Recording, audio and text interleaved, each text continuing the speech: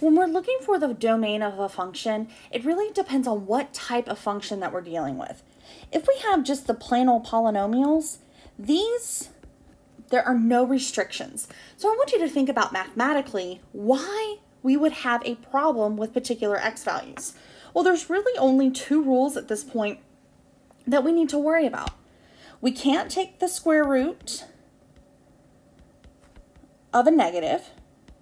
If you try to take the square root of a negative, it's not going to work. And we can't divide by 0. So our domain rules are really only addressing those two things. So for a polynomial where you had, something like 2x squared minus 5x plus 1, your domain here is negative infinity to infinity. It's all real numbers.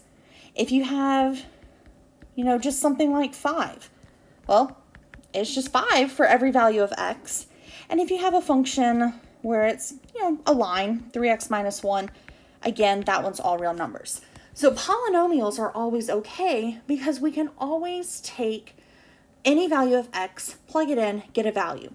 We're not breaking one of the rules with square roots or by dividing by 0 because there are no square roots or division in these problems. So our problems become when we need to do a radical function.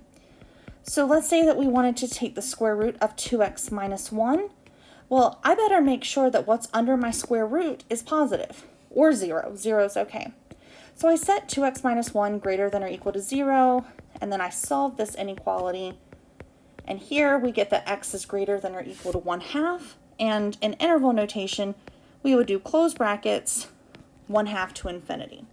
And so your inequality rules come into play here with those.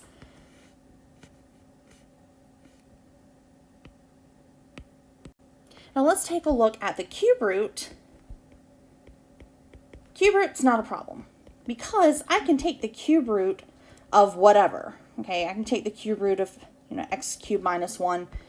The only time your cube root is a problem is in the rare case where you're doing the cube root and you have a fraction under there, because then you get your division by 0, and so you have to look at what the denominator would be to cause that to be 0. And so just set that denominator equal to 0, solve it, and that is the value you would have to exclude.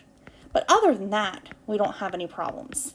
And then finally, our rational functions, these are the ones where you have a fraction. So if we have f of x, and I'm just going to do a simple one here. We will do a little bit of factoring though. Where we have x squared minus 4, and I need to solve that. What I recommend doing is if it can be factored, or if it needs to be factored, go ahead and factor. Because what we're looking for is what is going to make the denominator 0. So we set both of those factors equal to 0, and we solve. So here, x equals negative 2, x equals 2. Both of these would be problems. Both of these would make the denominator 0. So when we do our interval, we have to skip negative 2 and 2, and I'm going to have to move over to the left so I have room. To do this, I'm going to skip over negative 2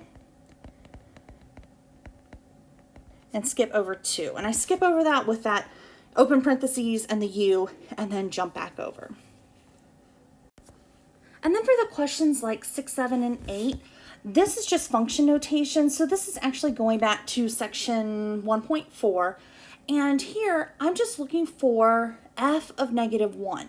So what that means is I know that x equals negative 1 from that function notation, and I'm trying to figure out what that y value is, because your function notation is representing the y value at a particular x value. So for negative 1 here, go to the graph. Where is that function? What is the ordered pair there? Notice here it's negative 1, negative 4. And so the answer to this, f of negative 1, we're looking for negative 4. We can do other points here. F of 0, I'm looking for the point there. F of 0 would be negative 3.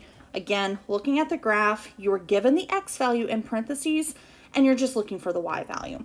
F of 1 would be negative 4, and f of 2 would be up here at 5. So for 6, 7, and 8, all you have to do is find those function values by looking at the graph.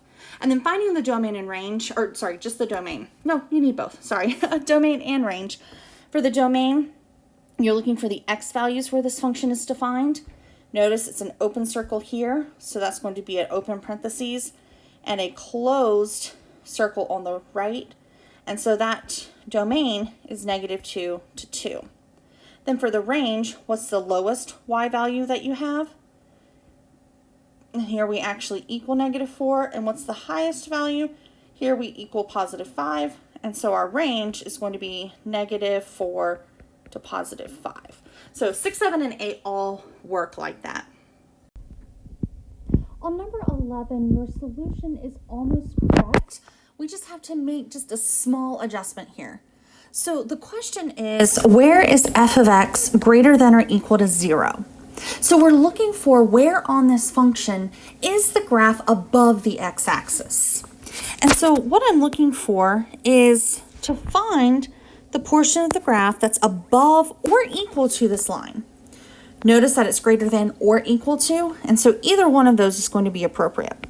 And so if I look at this, I'm seeing that it's these sections to the left and to the right. Both of those are giving me places where the y, remember f of x is the y, is greater than or equal to 0. Now the question is, we want to find the intervals for x. So what would those x values be? Okay, so on my x-axis, I'm looking at -infinity up until this point, which according to the graph is -4. And it does include -4 because I am allowed to be on the x-axis here, greater than or equal to 0. And then over here, this is 0, and again, I'm allowed to be on the x-axis, on the x-axis, and then it keeps going forever this way, and I'm looking for my x's, I'm looking for that roadmap, and so I go to infinity. So the combined solution, -infinity to -4 with a closed bracket, and then 0 to infinity. We don't want to include that little section from 0 to 4 because that's actually below the graph or below the x-axis, and we do want to include our endpoints because we're allowed to equal 0 in this case.